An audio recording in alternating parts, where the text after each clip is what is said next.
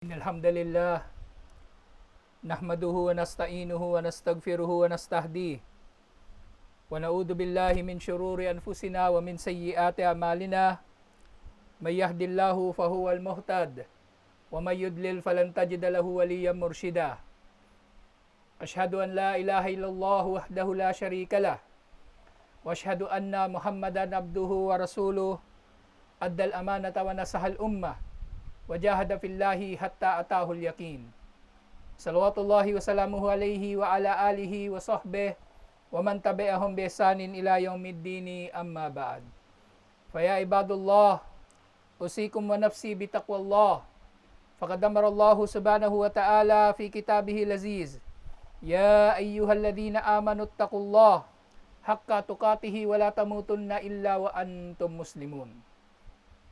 Tunay ng papuri ay para kay Allah subhanahu wa ta'ala.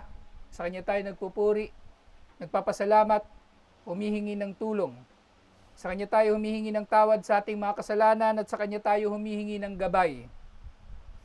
Nagpapaupkop tayo kay Allah subhanahu wa ta'ala laban sa kasamaan ng ating mga sarili at masamang dulot ng ating mga gawa. Sino mang Kanyang gabayan ay ito ang tunay na nagabayan. At sino man Kanyang iligaw ay wala kayong matatagpuan na sino man na magiging kakampi nito upang ito ay magabayan.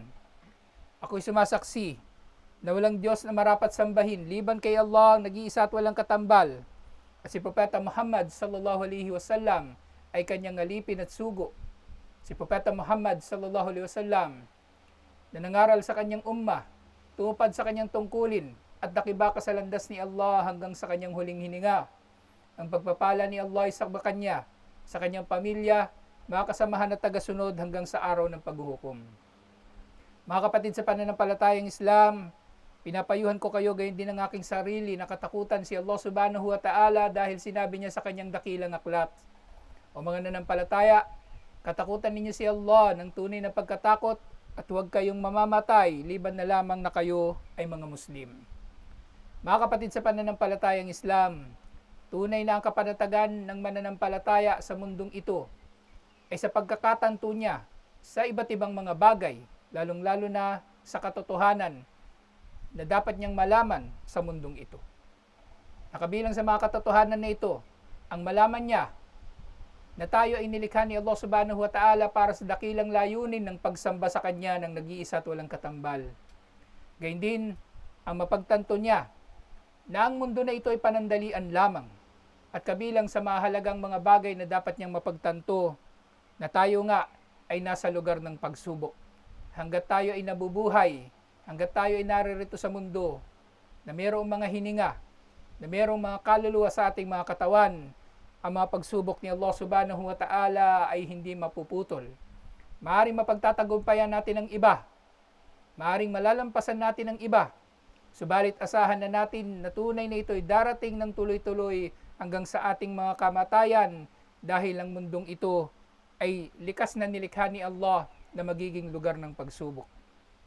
Ng tanging lugar na magiging perpekto para sa mananampalataya insyaAllah, na hindi na siya daranas ng pagsubok, hindi siya daranas ng pighati, hindi siya daranas ng kalungkutan o bang sakuna at iba't ibang mga paghihirap ay doon na lamang sa paraiso, na kung saan ay makakamit na niya insyaAllah ang gantimpala ng kung anumang pinagtiisan niya at pinagsumikapan dito sa mundo.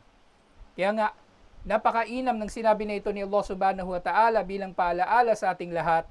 Tabarakalladzi biyadihil mulku wa huwa ala kulli syai'in qadir. Luwalhati sa siyang nasa Kanyang kamay ang paghahari at siya sa lahat ng bagay ay may kapangyarihan. Alladzi khalaqal mauta wal hayata liyabluwakum ayyukum ahsanu amala wa huwal azizul ghafur. Ang siyang lumikha sa kamatayan at buhay upang subukan kayo kung sino sa inyo ang magiging mabuti sa inyong mga gawain. Siya ang makapangyarihan at ang mapagpatawad. Nasa aya na ito ay nilinaw ni Allah subhanahu wa ta'ala na naririto tayo sa mundo na nilikha niya upang subukin kung sino sa atin ang magiging mabuti sa ating mga gawa. Hindi niya tayo nilikha upang magpayaman, hindi niya tayo nilikha upang magpasikat, hindi niya tayo nilikha upang gumawa ng kung ano-ano paman, maglibang o kung ano paman. Ito ay para sa pagsubok niya kung sino sa atin ang magiging mabuti sa ating mga gawa. Ano man ang ating kalagayan, mayaman man tayo o mahirap, nasaan man tayo man ay nasa masjid, nasa tahanan o nasa trabaho o saan pa man, at sa iba't iba pa nating mga kalagayan, ano man ang ating edad, ano man ang ating kasarian, at iba't iba pang mga bagay. Na dahil dito nga, natitiyak natin na darating ang pagsubok ni Allah subhanahu wa ta'ala sa lahat.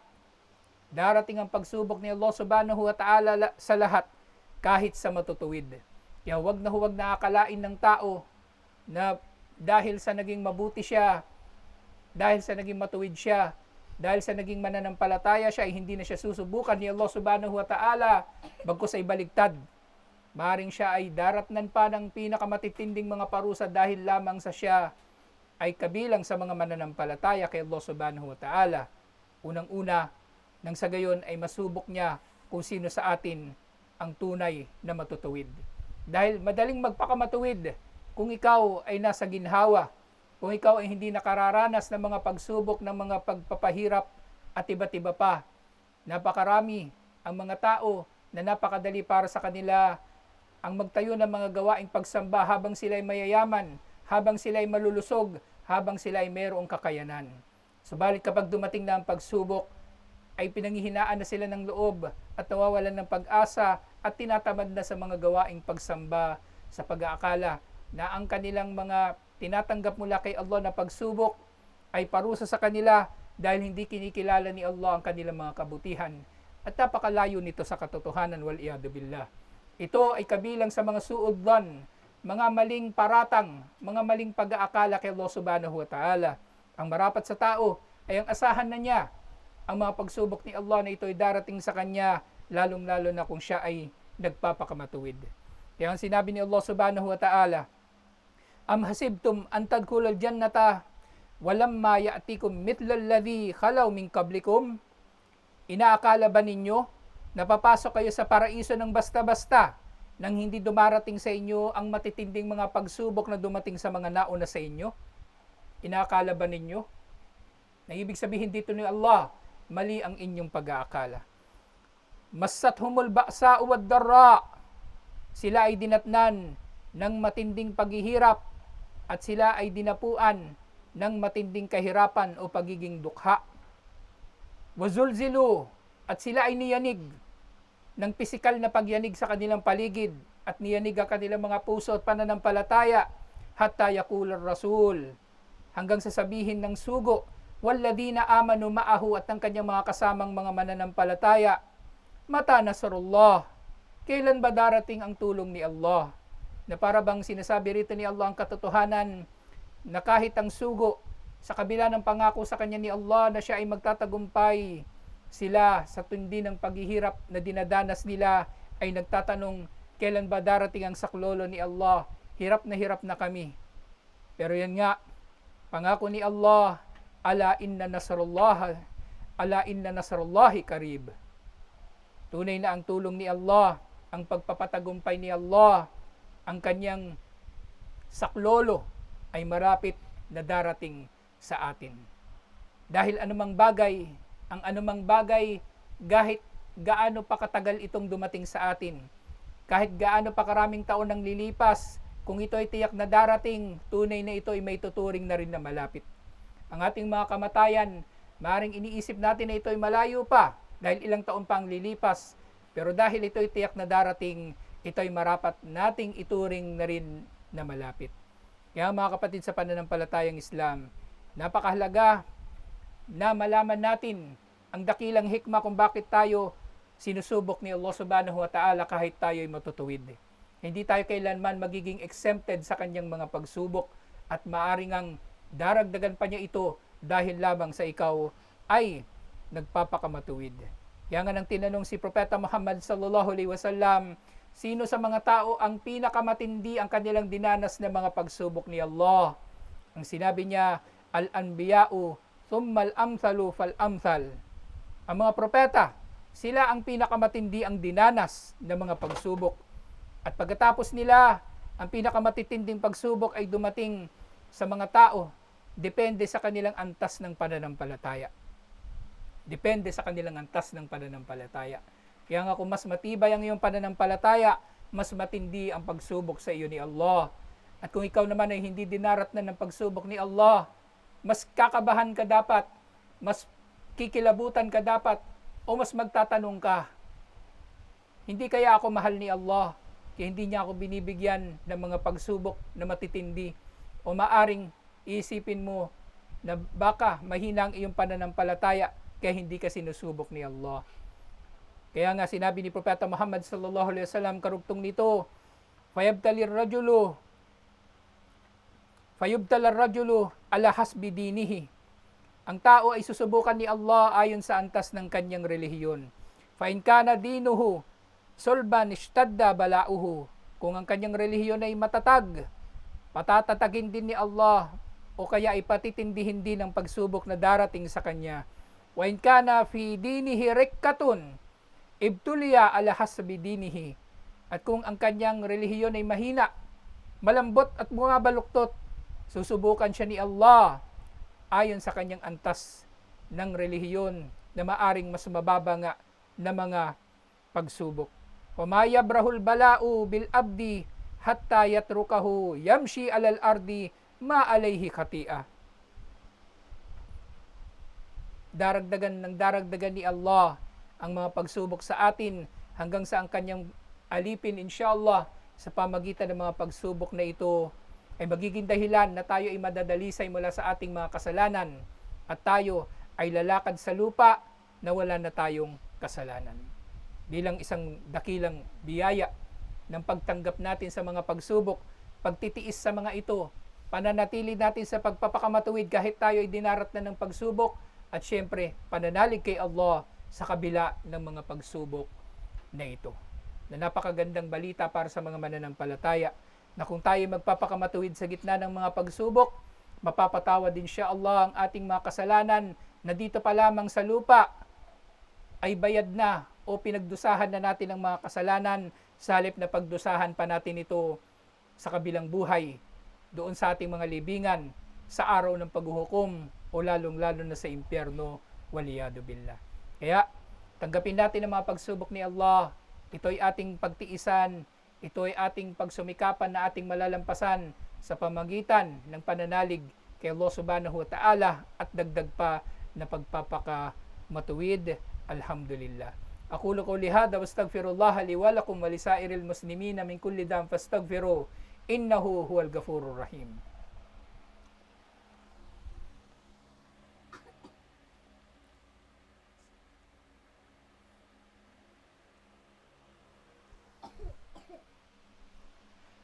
Alhamdulillahi wahda wassalatu wassalamu ala man la nabiyya ba'da wa ba'd.